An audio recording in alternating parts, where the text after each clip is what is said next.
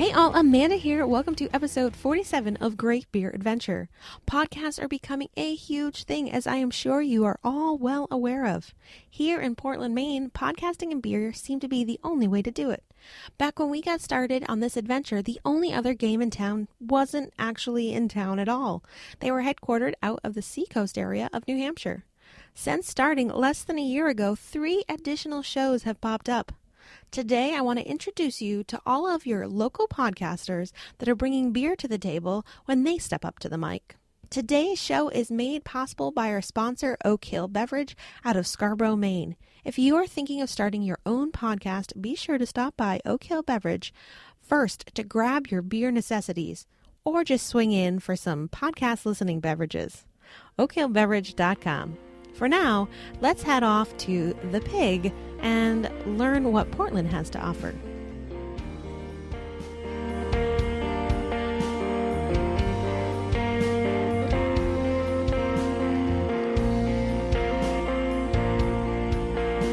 Hey all, I am sitting at the table today with a number of different podcasters, and we are going to talk about podcasting and beer and being here in Portland, Maine. And we are going to do this very much in our roundtable style. You can hear some music going in the background. We are sitting in the Thirsty Pig, which is our second venue of the evening. Our first venue was going to be Navarre over across the street from here, but it was really busy. We are recording this on a Tuesday night, so it's kind of crazy that everybody's like, hey, let's go drinking tonight. But enough about that, and let's have all of our guests here at the table introduce themselves. 3 different people, 3 different podcasts, too much for me to Google, so you're going to have to take care of this yourselves. Who wants to go first? I'll start. I'm Carla Lauder. I'm here representing the Seacoast Beverage Lab podcast, which is based out of basically general New England. We've got some folks from all over, and I'm sitting here as also a beer blogger, but who also does a podcast. Excellent. And where can we find? That is available on YouTube and iTunes. We do it with Google Plus, so it does automatically. It's also a video and an audio podcast simultaneously, but you can download the audio from iTunes and the video from YouTube. Wonderful. Yeah. Next. Yeah, my name is Alex Liskars, and I am one of the 3 co-hosts of Plethora podcast, which is as the name would suggest, a multitude of different subjects. We do a weekly podcast, and we talk about Brazilian Jiu-Jitsu, we talk about beer, we talk about cooking, and we talk about a lot of different things. Our goal with the show was to try to reach out to a lot of the influential members of Portland's vibrant community, ever expanding and growing, and we want to just have an excuse to talk to them. So we try to chat with people and get to the bottom of their story, ask them lots of questions, and have a few laughs along the way. Our podcast is available on iTunes, Stitcher, basically all the major platforms. And actually, recently we started doing a pretty rinky-dink version of a YouTube video for each show. And so we're trying to get better at that. But you can find us on YouTube as well if you search for Plethora Podcast. What's up, nerds? This is Sarah from Arcadia National Podcast. We are a podcast that talks about everything nerdy. If you have never been to Arcadia National Bar, we encompass everything that happens there. We talk about beer, alcohol, games, comics, anything nerdy that you love. We love it too. We can be found on all your favorite podcasting stations, Podbean, Stitcher, iTunes. We just applied to Google. We are also on Twitter as Arcadia_podcast, I believe. And on the internet as arcadiapodcast.com, I believe. I may be wrong here. I don't make those, so sorry. And if I can circle back around, I realized that I didn't talk about what we talk about in our podcast. So Seacoast Beverage Lab started, there's 4 regular hosts. Brian Aldrich is kind of the head honcho, and I've just been tagging around as a guest for way too long.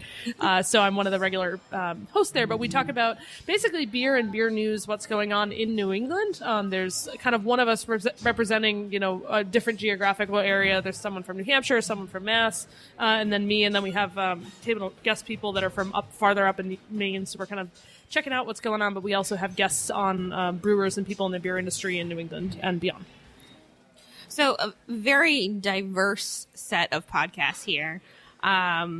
Today we're going to kind of look at how we can all function in one area, because there are a number of podcasts here. Also at the table, not at the table today with us, is Bach to Bach. That's Bach like the musician and Bach like the beer.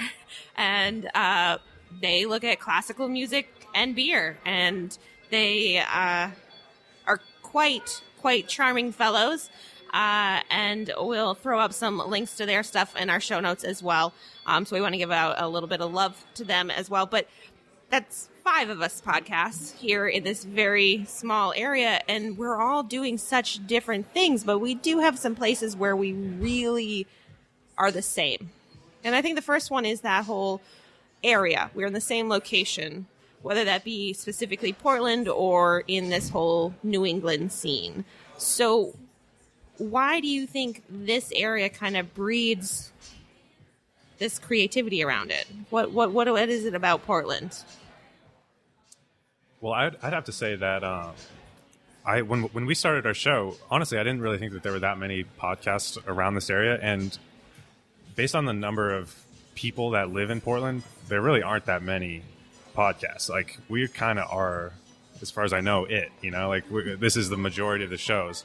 And we just started our show just because, like I said, like, we wanted to talk to people. But I think that something that you mentioned, which is a common thread that binds us all together, is we all have a love for beer, and we all talk about beer. And I think that anybody that lives in Portland and doesn't like beer those people are few and far between. So it's nice to be able to go out, and you can almost talk to anybody if you go out to a bar and talk about beer, and they might know at least something, or at least have a more developed palate, or they might know a little bit more about beer than your average person.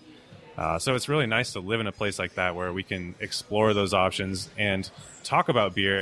And one of the other things about Portland that I really like is people are very open and friendly to one another, and we don't step on toes. Like, we had you on our podcast, Amanda, and we really appreciated you coming on. You were our number 3 guest, so we're still working on our show.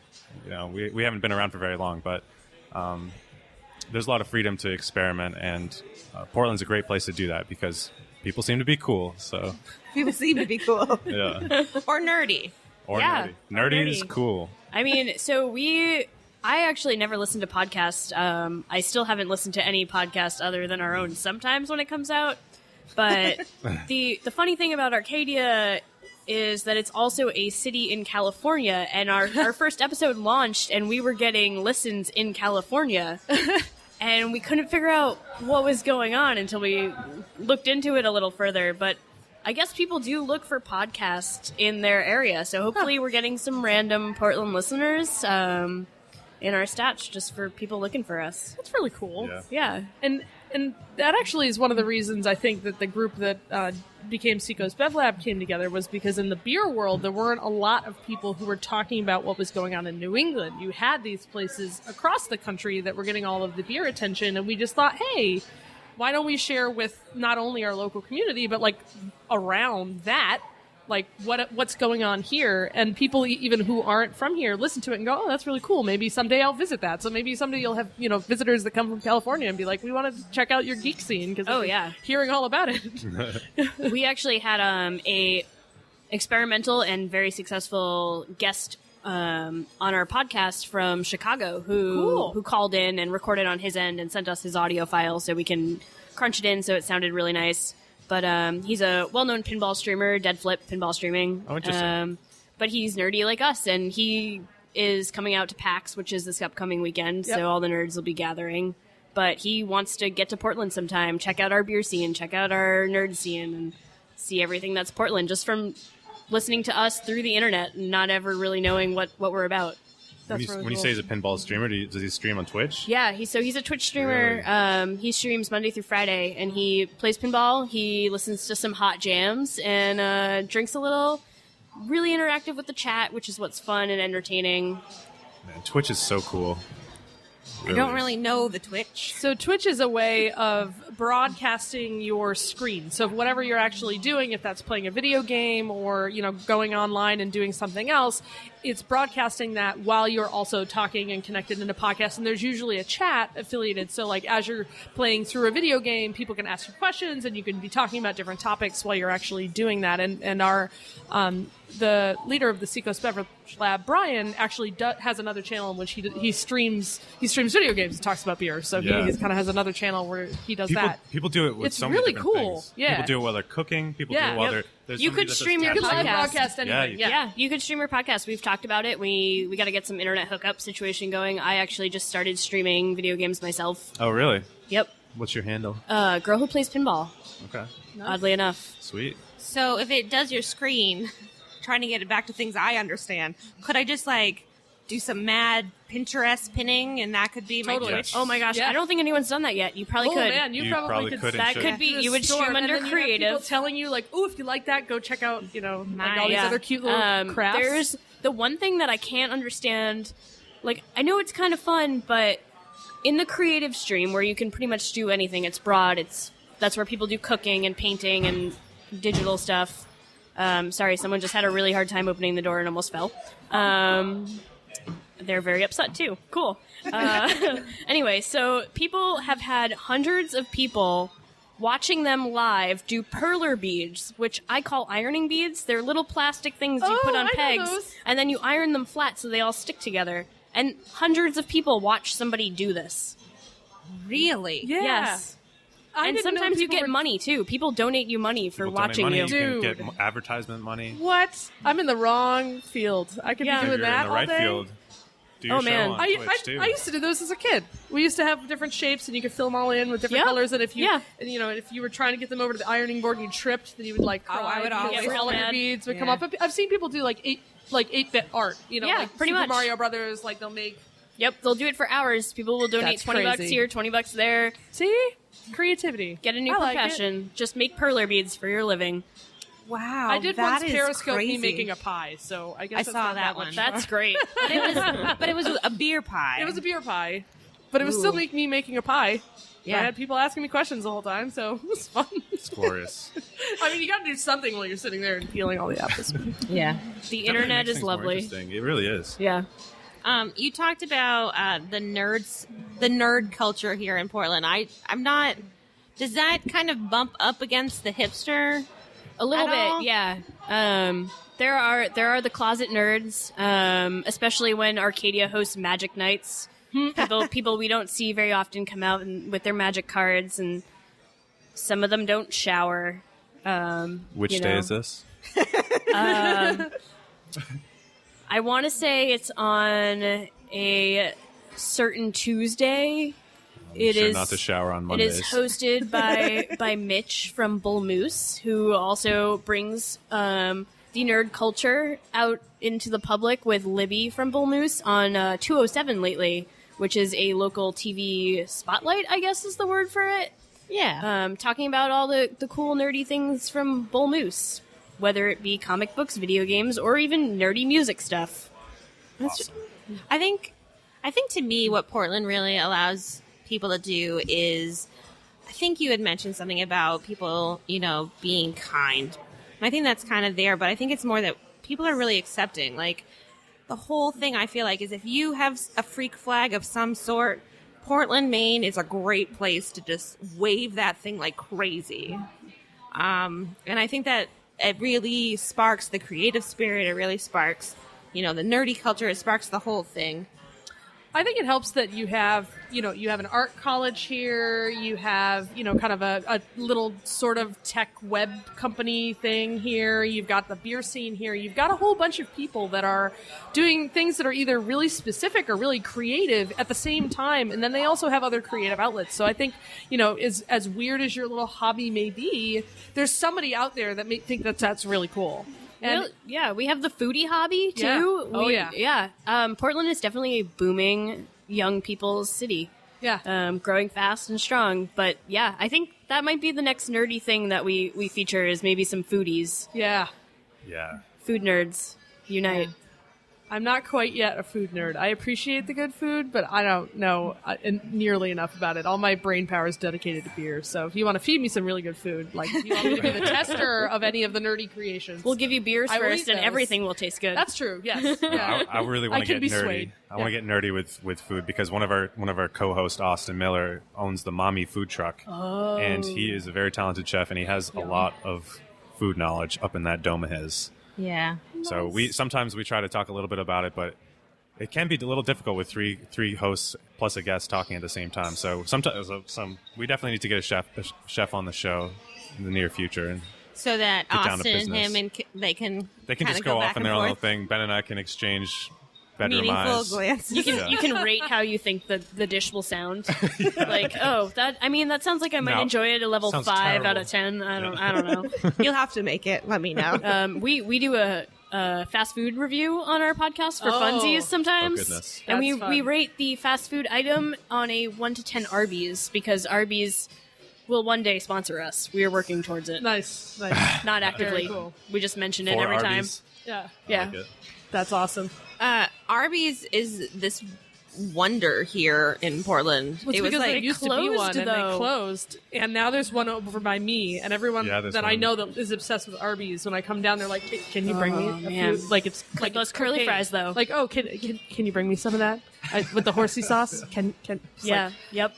But the thing about it is like the weirdest thing was like it looked closed forever, and then it wasn't, and then you went in and it was like half of it was closed. And maybe there was someone there, maybe there wasn't. Right, you walked in there, So right? was it a front for something? I mean, It's a bank now. yeah, right, yeah. They just flattened it, and then literally like the next day there was a bank there. It was very quick. 3 of Yeah. my friends worked there in high school at that same one at the same time. Yeah.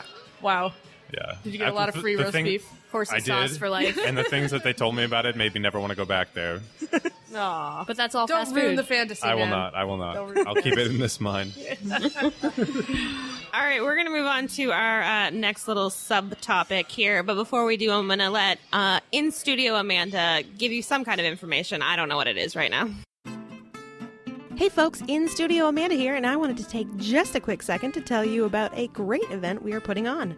We are partnering up with the Maine Beer Tours to host Camp Azaka Hops, a 2-night sleepaway camp for women. It will take place this fall and include a lot of beer-centric activities, including yoga, homebrewing, and, of course, drinking. If you or an awesome beer-drinking lady you know would like more information, join our Facebook group by heading to greatbeeradventure.com/camp. Now, back. Thanks for that wonderful piece of information in studio, Amanda. I have no idea what it was, but I'm sure it sounded fabulous. Let's move on to our second little subtopic here. And Alex, you did hint at this and where we were going. And our next topic is why beer? Why alcohol? Why is this something that you have decided to incorporate into the message that you're sharing? Who wants to jump in on that? I'd be happy to. All right. We're getting I'll the go next, sideways yeah. point. I know, the looks, the sideways glances.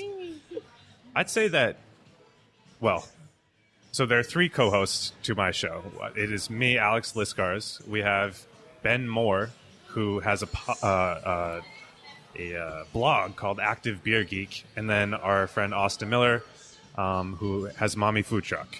And the 3 of us kind of all have this love for beer, even though Austin and I don't know nearly as much as Ben does. Basically, anytime we bring up beer on the show, we listen to Ben talk about beer for a long, long time, and he has just so much knowledge about it.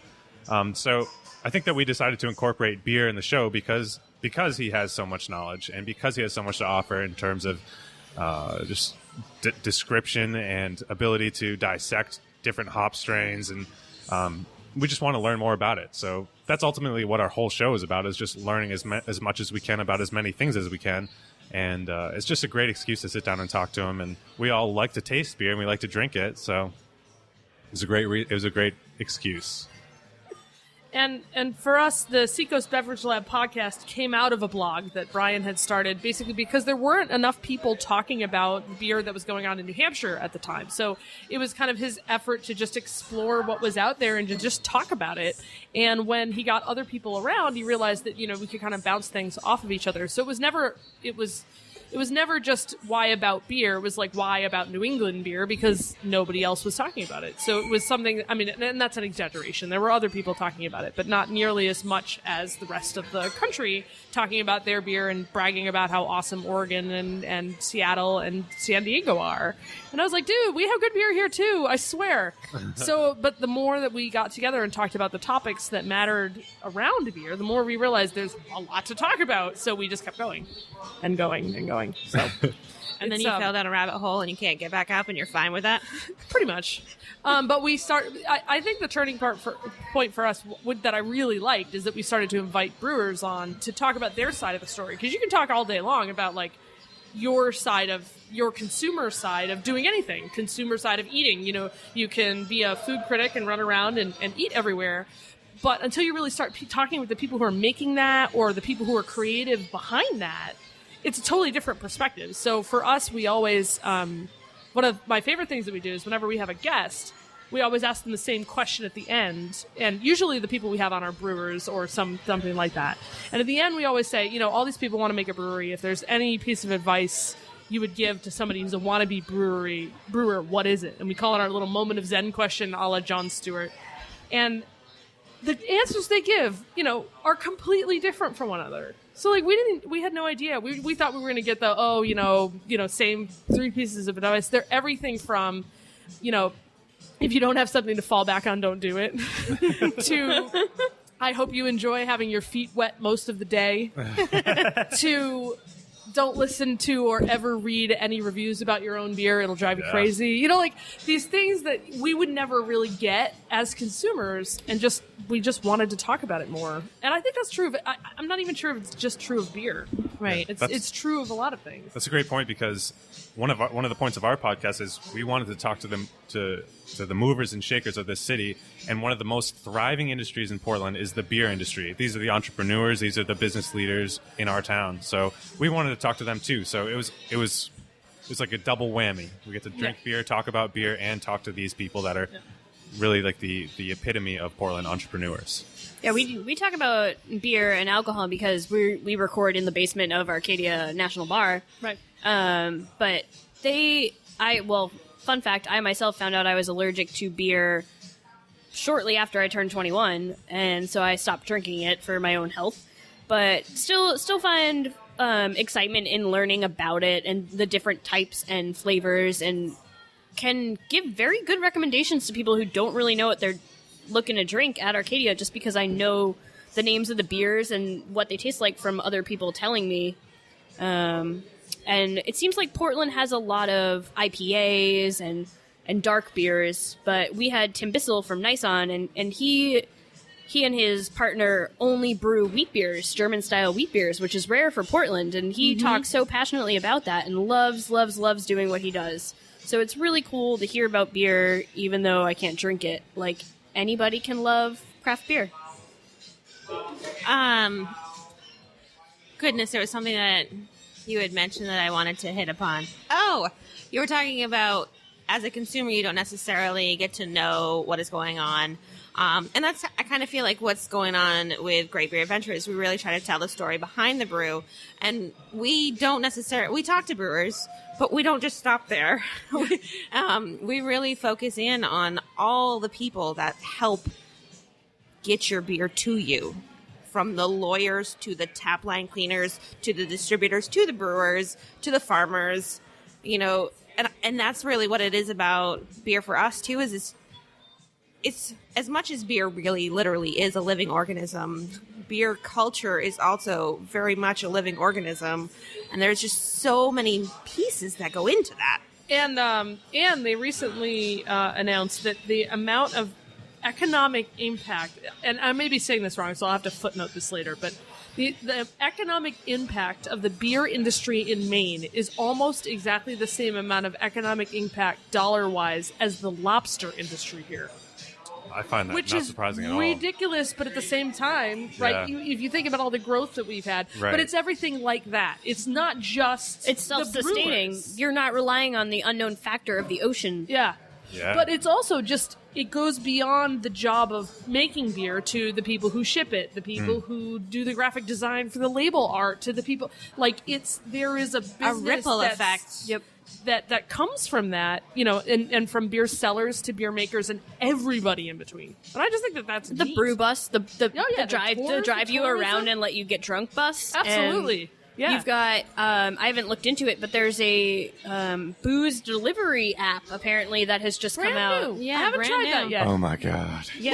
Alex is like, oh, Nirvana. It's lovely. Yeah, it is partnered up with Jeremy from our podcast's rival business from his other job, so we don't talk about it too much, but I hate them. I heard that it came out. I never ordered I from saw them. a press release, but I still haven't done it myself, so I'll have to do that and write a blog about I it saw someday. the press release, but I haven't seen much other than that. Yeah. And also, Arcadia is, it would be a lot different place if it was just video games and pinball. Yep, there's actually a place coming to town that is just video games, and it is open. It's open to the general public. Underage patrons are allowed in. Moving up from Biddeford, I think it's called HUD Gaming Lounge. They're going to be on Congress Street, but we're not thinking that it's going to have a huge impact because that aspect of being able to come in, hang out with your friends who are not 16 years old, Right. and have a craft cocktail or a locally made beer that you can just sit and enjoy and relax and unwind from the day Yeah. isn't going to be beat out by some place where you can go play video games with Right, and 16-year-olds. Yeah, and it's a different market. I mean, and I don't know I don't have any knowledge of that business, so I'm kind of imagining here. But when I was, this will date me, when I was in high school, we used to go to the mall that had an internet cafe type place on it, and we would play LAN games that were all connected to one another because we never had that internet at home. But it was more of a sit next to your friend, give them crap when they died, when you shot them, in whatever game it was. And that's a different social atmosphere than post work. I just want to, zone out and play some Pac-Man right now. What was that place called? The Dream? Yeah, was it the Dream Machine? Because Dream I was Machine. totally... That's what it was, I think. Well, I don't know. In the main Well, mall.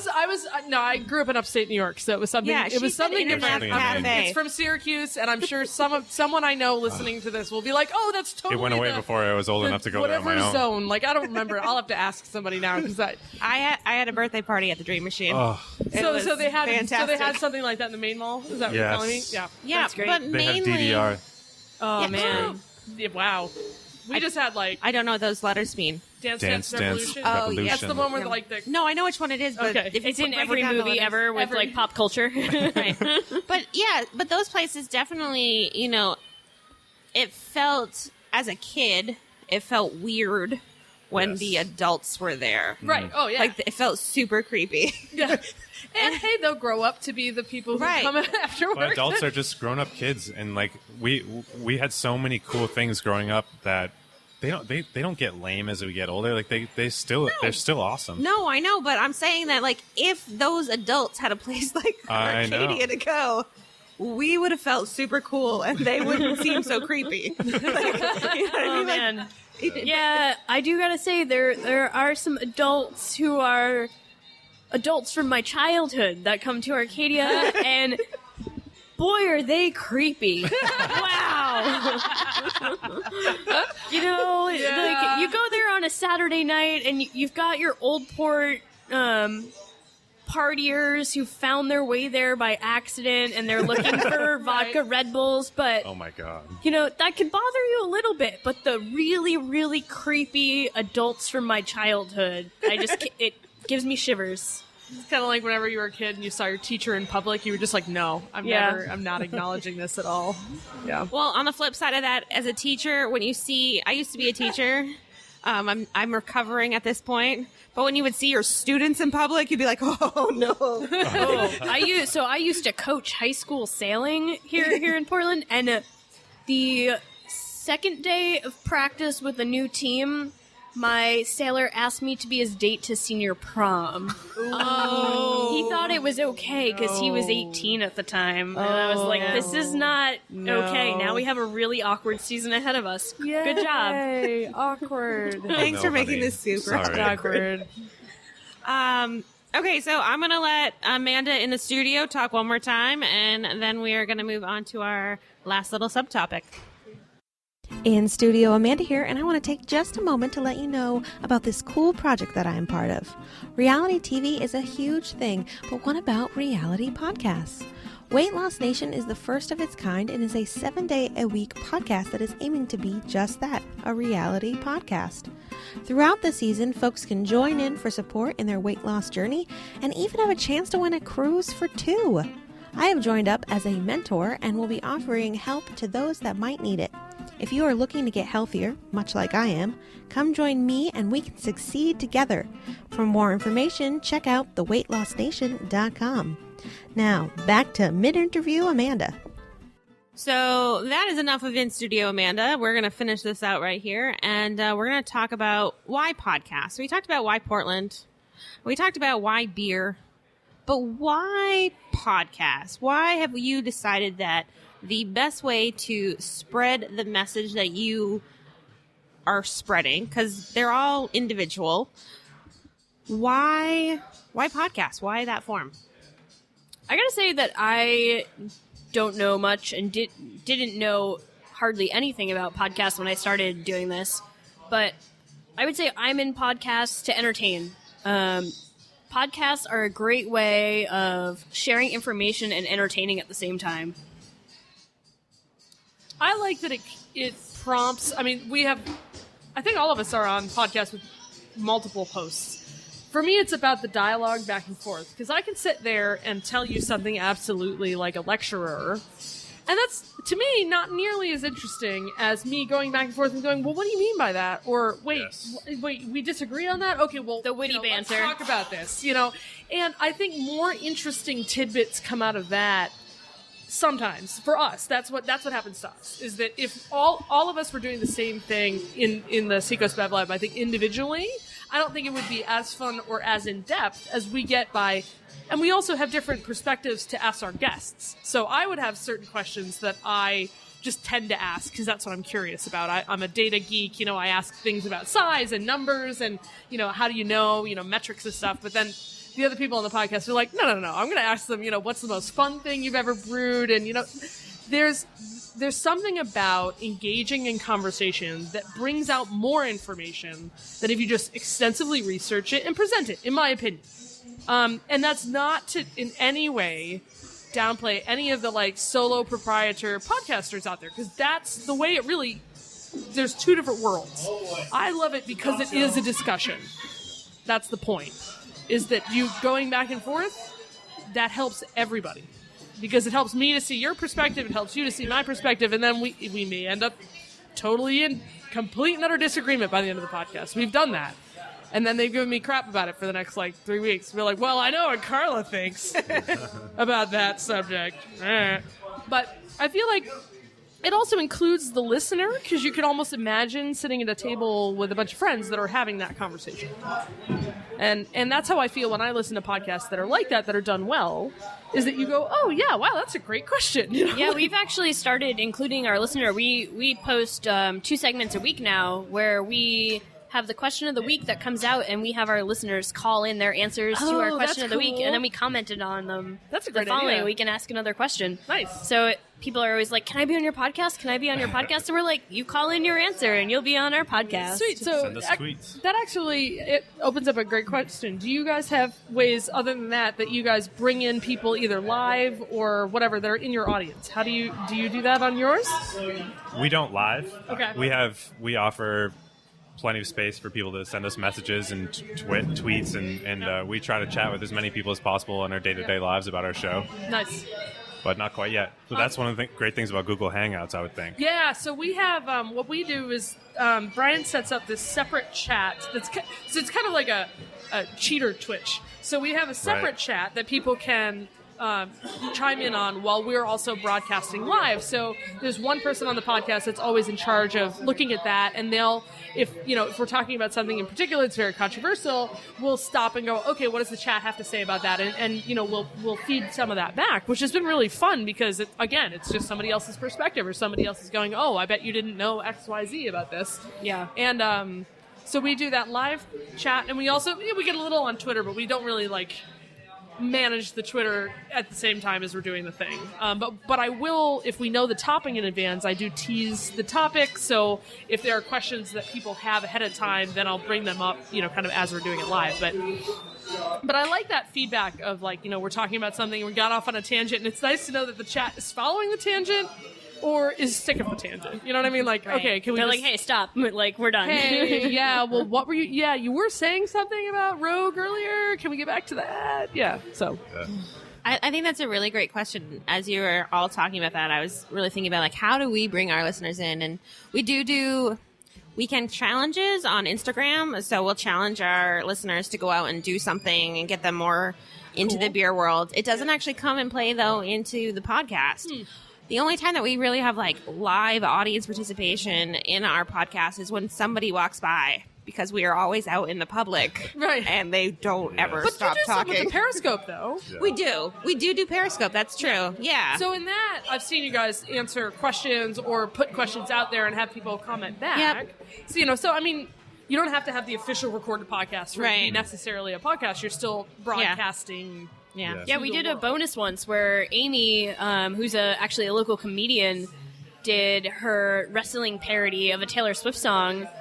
And we launched it early. We need a link to this in the show notes. We launched it early. Can we get a link to that? Before WrestleMania, so that we could post it on Reddit under our Circle Square, I think, is the Reddit subtopic for wrestling. It is. Yeah. And that actually was our most listened to episode of our podcast so far, because people kept clicking that link.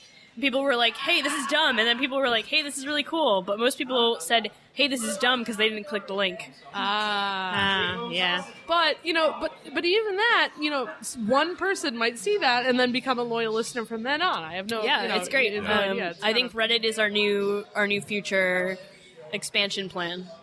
Awesome.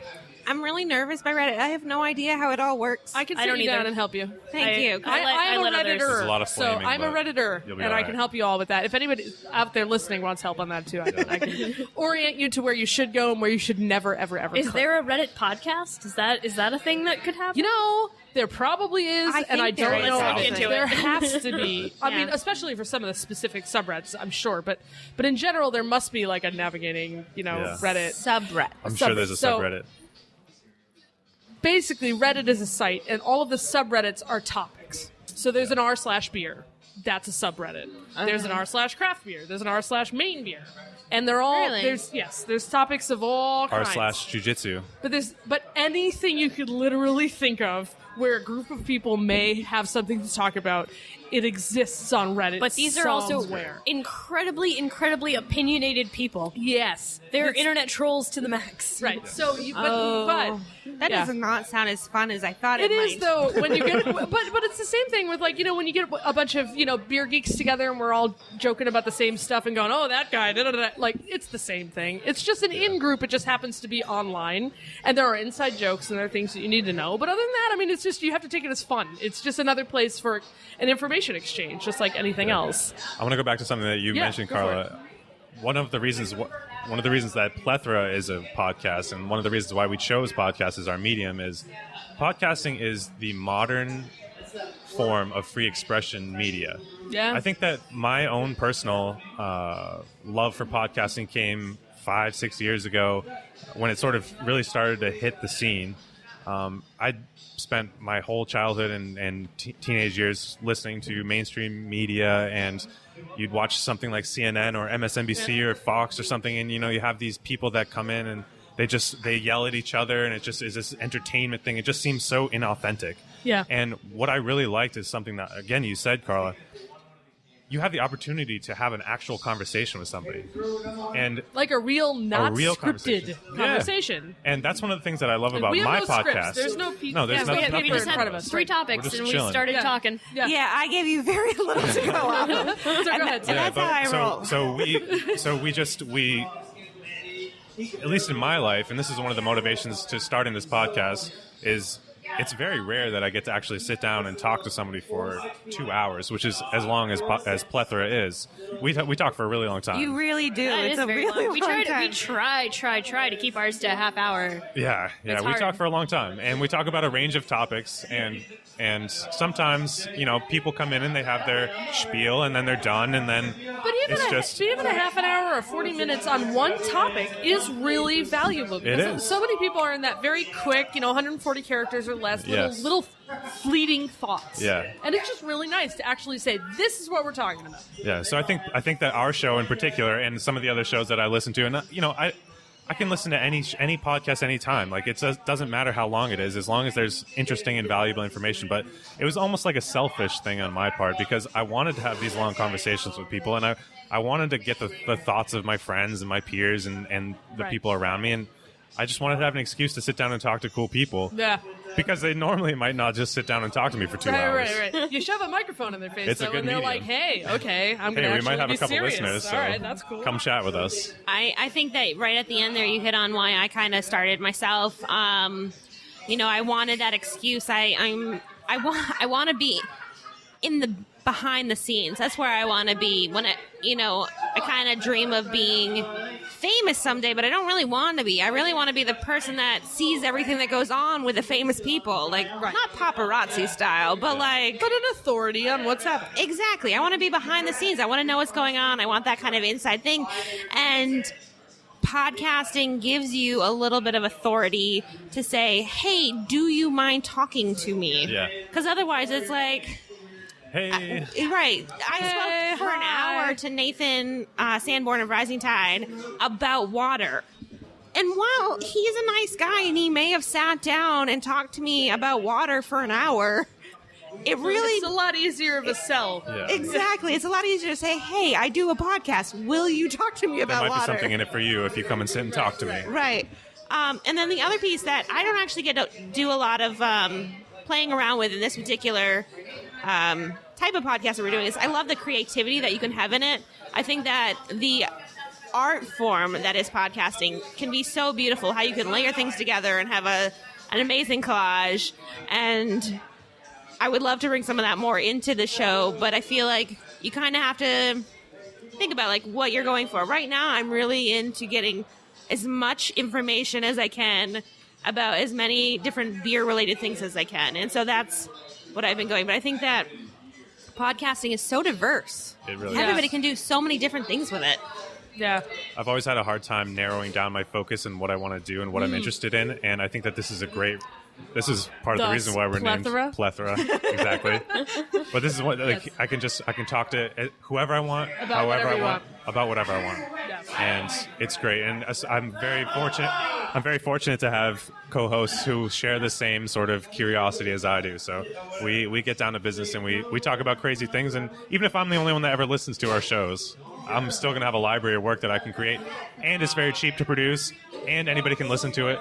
And it's perfect. So I mentioned a while back that we have a question that we ask all of our brewers. If somebody comes up to you tomorrow and says, I want to start a brewery, what do you tell them? And I'm curious, like, if somebody comes up to you and says, hey, you're this awesome podcaster, I want to start my own podcast, what kind of advice do you have for them? Because I'm like the least qualified to answer that, because I literally just show up on a Google Plus Hangout every week. We talk about beer and I leave. Like, I'm not the producer of the podcast. I'm not the one who arranges the guests most of the time. So I kind of like show up, I chat, and No I go. talent. So I don't really have that that pearl of wisdom to pass on to people who might be interested in podcasting. So I'm kind of curious if you guys are willing to answer that. Like, if you have somebody out there who's kind of interested in doing a podcast, what would you tell them? I think that Amanda is probably the most qualified to answer this question. Oh, no. because Qualifications doesn't matter. I think we're all supposed to answer this question now. Yeah, I want you guys all answer it if you I've can. had my podcast for 2 months, 2.5 months at this point. We only have 7 episodes, and we started off chatting in a bar, drinking a beer, Yeah. the 3 of us together, and we were like, man, we should start a podcast. Yeah, who knows? And we bellied up and bought the equipment, and if you listen to our first episode, the first 3 minutes is us fumbling around with the equipment, and I wanted to intentionally leave that in because the reality is anybody can start a podcast if they want to. Yeah. I didn't have any special information. I looked on YouTube, I looked online, and I figured it out. And our podcast is not perfect by any means, but it's a great direct way of learning and experiencing your own personal growth and learning along the way. And I think if anybody wants to start a podcast, you should start one. Even if it's just for yourself, you'll have something to look back on in 30 years and be like, wow, like I did something, Yeah. And that's what I was like back then. And the internet's not going anywhere.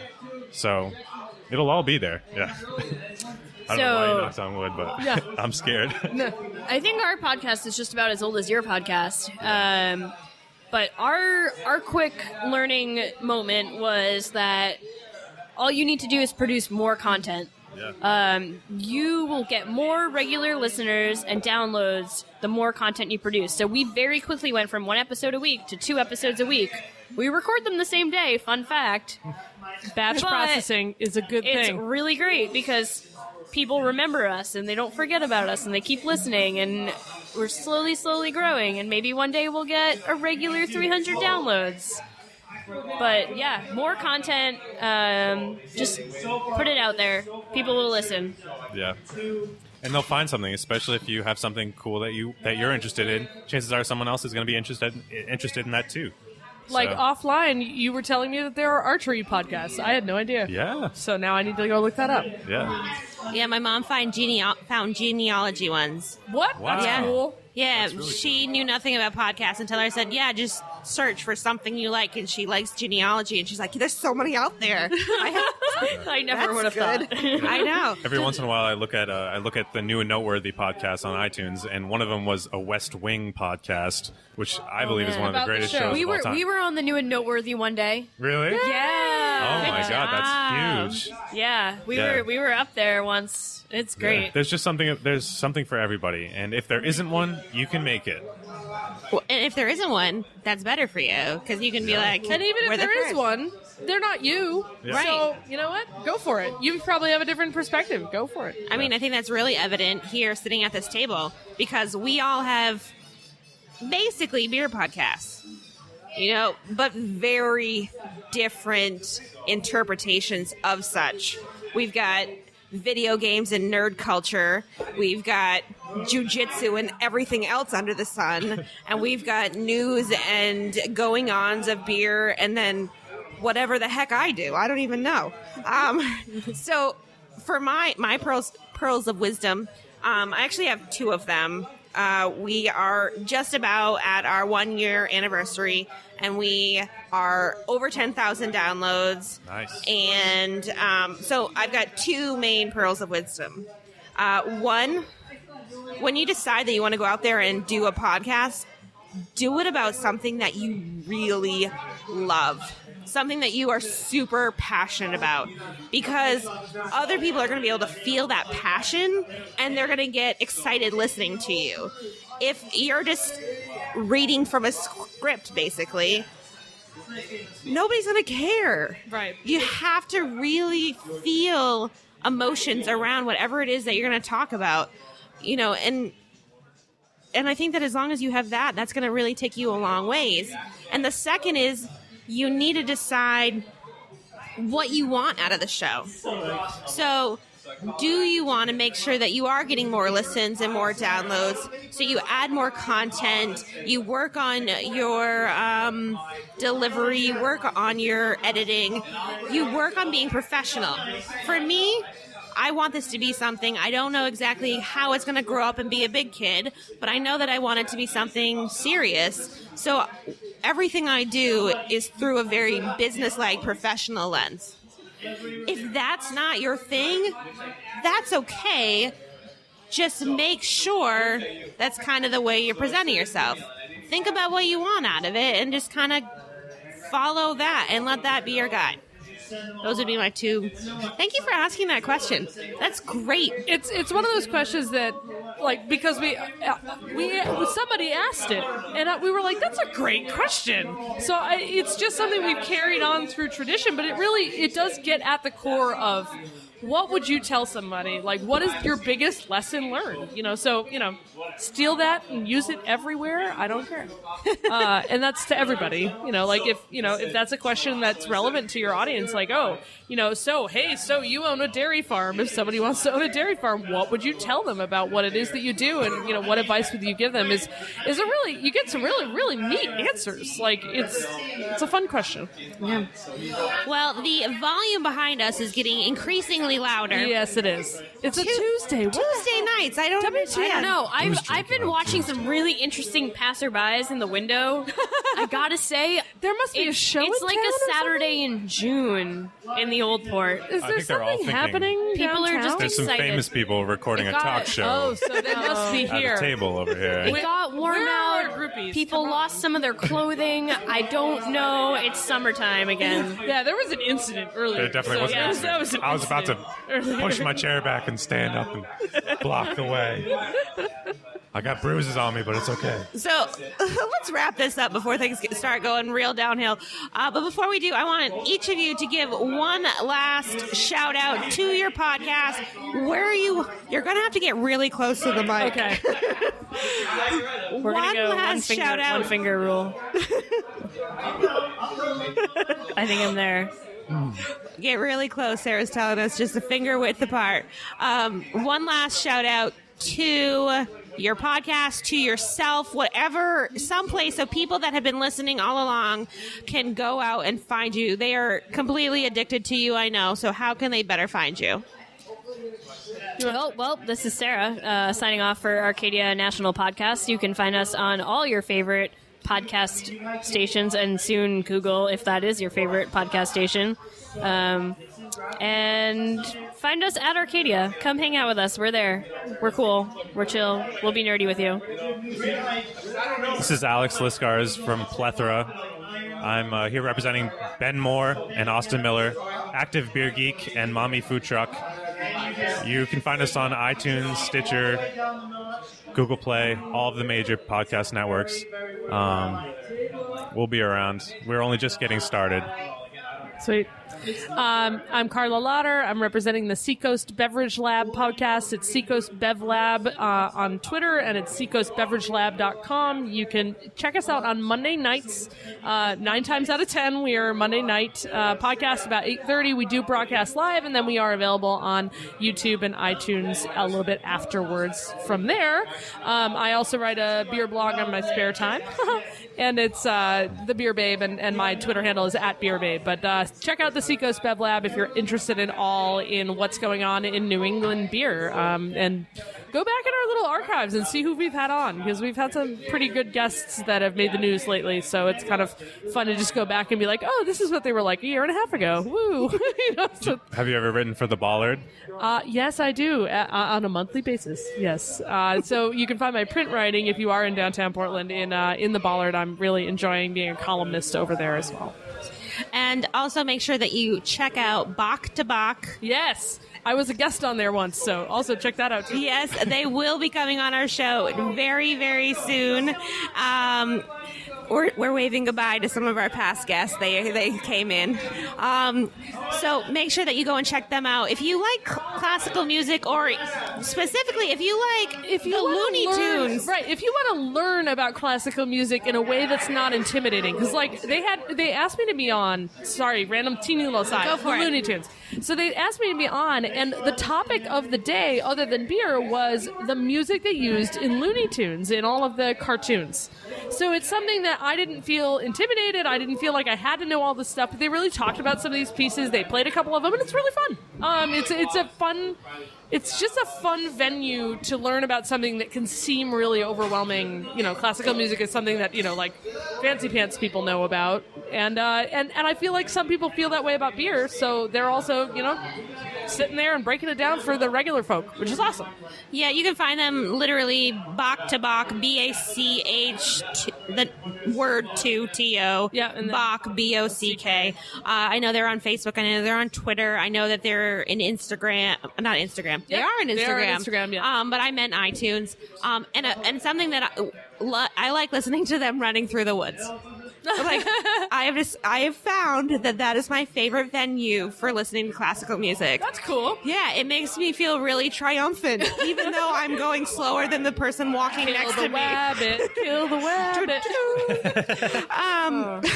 It's just awesome. Yeah, the old lady walking next to me as I'm running. I feel a lot more triumphant than she does. Like, I know it. I can feel it. So thank you all so very much. This is Amanda signing off for us here. You know where to find us. You already love us. If you don't love us, you should, because I love you. Thank you all so much for joining us. Really, really appreciate it. For all of you that would like some information, make sure that you listen to In Studio Amanda. She's going to tell you exactly where you can find the show notes. To all of you, cheers. Cheers to you. Cheers. And we're done. Nice. Thank you. A huge, giant thank you to all of the great podcasters out there. I have links to their info over on our show notes, greatbeeradventure.com/047. A big thanks to Oak Hill Beverage. Check out their beer, wine, cider, and mead selection. Make sure you mention that Amanda sent you. For store hours, head to oakhillbeverage.com. The music throughout today's episode is by Old Etc. out of Biddeford, Maine. To learn more about them, head over to greatbeeradventure.com/music. We have new things headed your way every week and can't wait to share them with you. Today's episode was created, produced, and edited by me, Amanda. Thanks for joining us. Have a fabulous day, and we'll see you next time. Cheers. Want to know more? Be sure to find us on Instagram at Great Beer Women.